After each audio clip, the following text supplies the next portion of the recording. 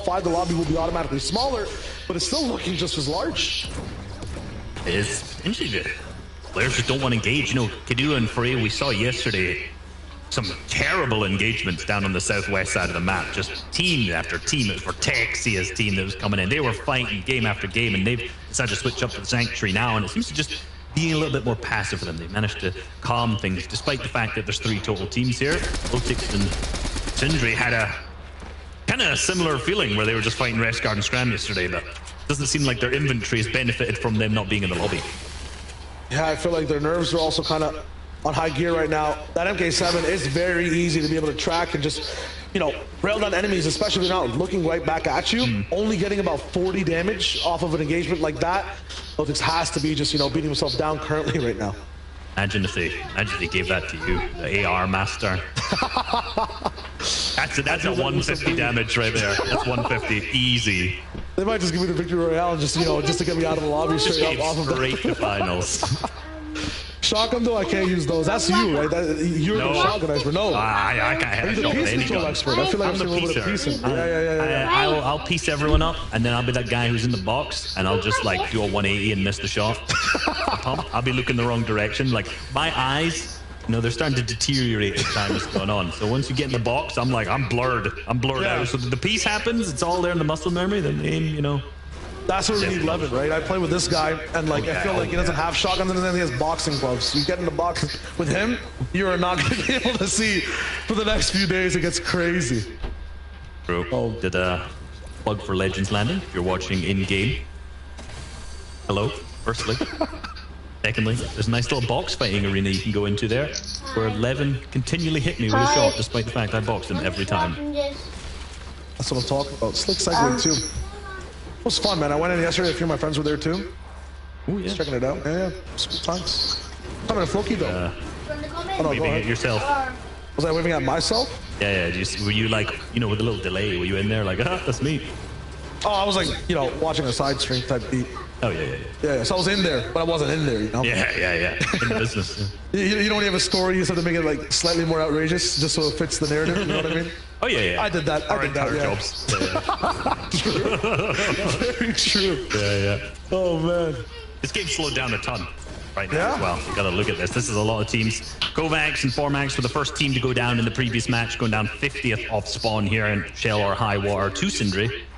This game, they seem to have disengaged a little bit, figured out exactly the tactics of the other team. But this is just one of those scrappy fights that we saw. It's kind of such a weird place to fight as well. Like we saw it basically day after day in the semis. We've seen it in the qualifiers as well. Teams are consistently fighting over this area. It is not worth it, boys. It is just not a split worth fighting for. You know, you might as well be one of the tilted teams. I'm not gonna lie. Honestly, it just feels like a very awkward, anxious spot where like you expect movement and it's not happening. Kind of like when you have like a lot of groceries in a grocery aisle and the person's not pushing the conveyor belt to get your items. They're like, do I have to move them up? You know, do I have to do something as Lepsy right now, or will the other team actually move my items up to get scanned? That's the real question. And that's why we go to self-service. You got to do it yourself sometimes. You just got to make sure it works out. If it's not working out for the team, you got to put that plan in action yourself. Gotta input the numbers for the produce yourself, which is also super tough. End up just not buying vegetables then, you know what I mean? And that's not good. You gotta get your nutrients, so. Alright, comes Cheatin there rocking right now. Worst example, by the way, in that scenario is when, like, you know, back in the day, obviously, when I was younger, I was with my mother, groceries. Now we go by ourselves as grown men, obviously, yes. But she's like, you know, gotta get that extra item. I'll be right back. Oh, yeah. And it's like a 10-minute delay, and you're there, sitting as a young racing. Where the Glubshies was in the middle of this fight right here as he's picked up that first elimination. On to Mr. J again, the team that went down 48th in the previous game. Now 46th in this game, so a little bit deeper in. Unfortunately, not deep enough to get the placement points. Listen, if the format had, like, what is it? Maybe 40 games today? Yeah, they could get first with this type of pace. Not gonna lie, you know? They could just keep it up. I mean, they've been an incredibly aggressive team, and what's interesting is, like, you know, consistency with 4 games left. Are they going to win a game? I think they could. Are they going to get that consistency of the top 6 with the 2 games, basically 0 points so far? I don't think so. You know, I think they won a game in qualifier 1, if I'm to be correct. Maybe it was qualifier 2. So they definitely have the potential. They're like a very aggressive high ground or nothing kind of team. And, you know, we've kind of seen that playstyle a lot of times just reflects in their playstyle in mid and end game as well. Definitely does.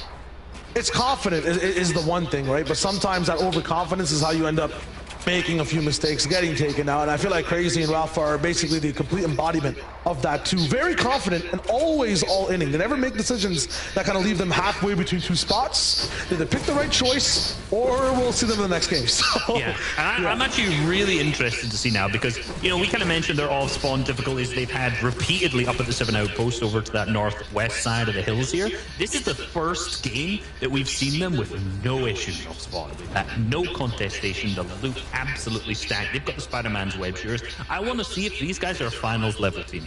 Can they actually put the plan into action when it matters? That's kind of the first time they don't have a curfew, right? Like, usually they're only allowed to play a certain amount of the game, but if you have experience with that, Reese, it's like, you honestly don't know what to do some of the times. You're like, okay, the sun's down, but I'm still out, like, do I keep, you know, driving around? Am I still chill with my friends? How does life work? And for Cruel and Kane, oh my goodness, what a shot from Cruel. And Kane also wraps it up. I feel like they're angry today. If I'm looking at emotions from teams, you know, 12th overall yesterday on the board, or 7th, whichever way you look at it, they were right there in qualifying, just a few points behind. I think Zeke pointed it out at the end of the show. If they got this one elimination inside their box, they would have had a chance to play the end game, where so many people just graduated and qualified. They didn't, and then today in game number 1 as well, off one of the strongest spots, having 2 launch pads, they weren't allowed to play. I mean, you got to be frustrated there. Yeah, and I think at the same time, like, these guys are Cash Cup players so far. They've done really well this season in Cash Cups. They're in solos and duos, whatever it is, they're always there. And they are so confident, they're comfortable in that environment. Even in the set lobbies, this is relatively new for these players. But this FNZS is not a Cash Cup. Completely different set of games we've got lined up. And I think the first 2 qualifiers, the first 2 days of semis is kind of a tester out. Now today, they're just feeling confident.